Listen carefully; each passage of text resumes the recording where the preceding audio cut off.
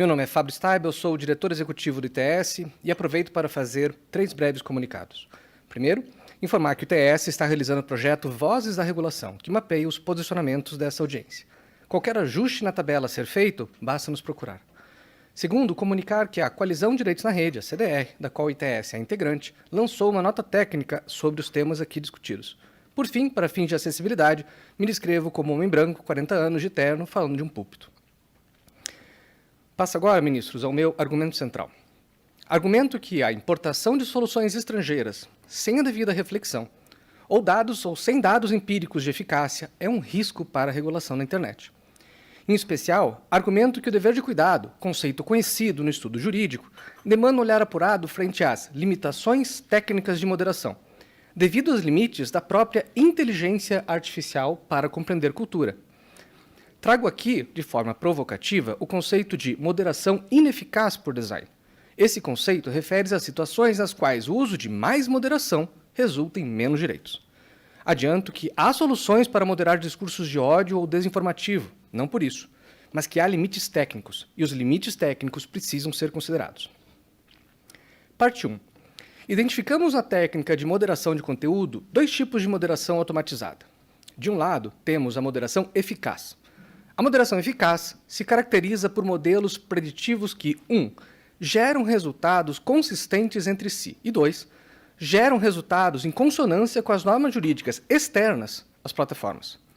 Há bons casos de moderação no Marco Civil, como direitos autorais ou a chamada pornografia da vingança. Há bons casos nas plataformas, como imagens de automutilação ou sexo explícito.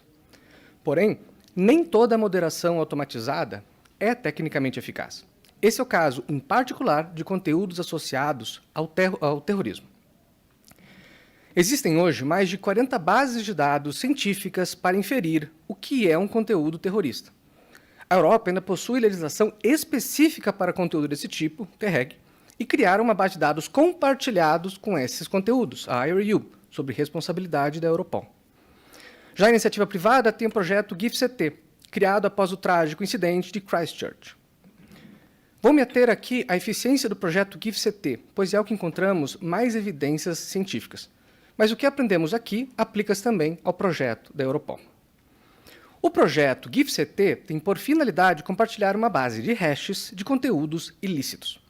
Plataformas inserem seus hashes ali para que outras possam fazer remoção do mesmo conteúdo. O volume de conteúdo compartilhados é imenso. Só do vídeo original, do atirador de Christchurch, há mais de 800 hashes, mais de 800 versões catalogadas. Contudo, revisões acadêmicas do GIFCT sugerem que essa solução de moderação possui muitas limitações técnicas e jurídicas. Há limitações de garantias processuais? Sim. Participação multissetorial? Sim. Mas, principalmente, as revisões acadêmicas apontam para problemas de moderação excessiva. Moderação excessiva é o sintoma da moderação ineficaz por design. É o sintoma do limite técnico para resolver problemas com mais moderação. A apologia ao terrorismo é um conteúdo que depende de saber quem disse, onde e quando disse, com qual intenção. Sem isso, sem esse contexto, há baixa possibilidade de treinar um modelo de IA para predizer bons resultados. Contexto é o calcanhar de Aquiles para treinamentos de IA. E contexto é o que faz conteúdo sobre terrorismos e outros serem de forma objetiva identificados. Parte 3. Vimos acima exemplos eficazes de moderação de conteúdo. E o que isso significa para o artigo 19 e para o Marco Civil em geral? O Marco Civil da Internet acerta ao atribuir responsabilidades diferentes para eficiência técnica diferentes. Para os casos em que a técnica de moderação é eficaz, o Marco Civil responsabiliza o intermediário pela falha em moderar. Aqui, o risco de moderação excessiva é distante, porque a qualidade técnica gera resultados consistentes. A objetividade na identificação do material infringente. Já para os casos em que a moderação é potencialmente ineficaz, o artigo 19 responsabiliza o autor do conteúdo. E por que faz isso? Estudos e mais estudos mostram que a moderação excessiva ofende direitos fundamentais e apaga vozes da democracia. Isso é gravíssimo. O chilling effect é um efeito comprovado cientificamente, na ciência política, na sociologia, na antropologia, na comunicação, na computação e muitos outros. O chilling effect tem acompanhado toda a evolução tecnológica desde o impresso. O chilling effect na ciência é como as mudanças climáticas. Ele existe. A moderação exagerada o provoca. Incentivar a moderação nessas condições tende a enfraquecer, ao invés de fortalecer, as instituições democráticas. Parte 4. Um exemplo para se ter na memória. Na Espanha, mecanismos de remoção de conteúdo foram usados para retirar casas do Google Maps. Aqui, recurso similar foi usado para remover notícias de torturadores da memória da imprensa. Há risco em importar soluções estrangeiras sem compreender as particularidades locais. O dever de cuidado amplo, como proposto pelo DSA, acaba por dar mais poder às plataformas. Garantias processuais ou multissetorialismo podem ajudar a minimizar riscos, mas o problema central, aquele identificado pela ciência, é o problema da moderação exagerada. A ineficácia técnica incentiva a moderação excessiva enfraquece o debate público. Sobre isso, há farta evidência. Sobre os direitos, sobre os efeitos paliativos das garantias processuais e outros, faltam dados.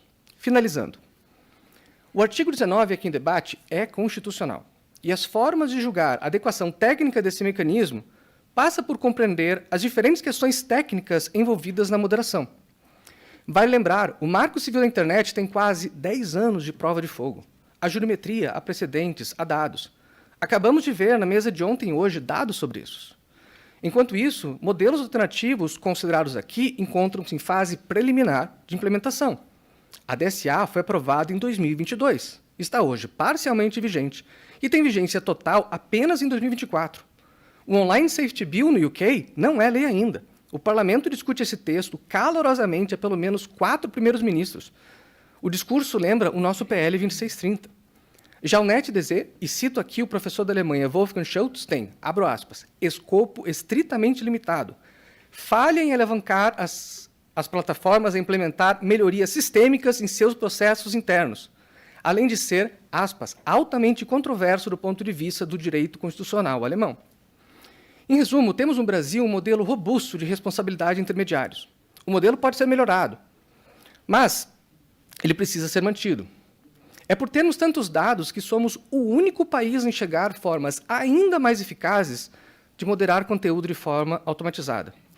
Com muito carinho a todos que defendem a DSA, NetzDG, Online Safety Bill, é preciso lembrar que esses mecanismos são instrumentos em construção. Ainda são teorias difusas, outras carecem de evidências empíricas, principalmente ao longo dos anos. É preciso cuidado. Por sua vez, o Marco Civil da Internet já deu certo. E temos dados para atualizar esse mecanismo 10 anos depois. É esse o caminho, aquele que se baseia em mais dados empíricos que deve ser tomado. Muito obrigado.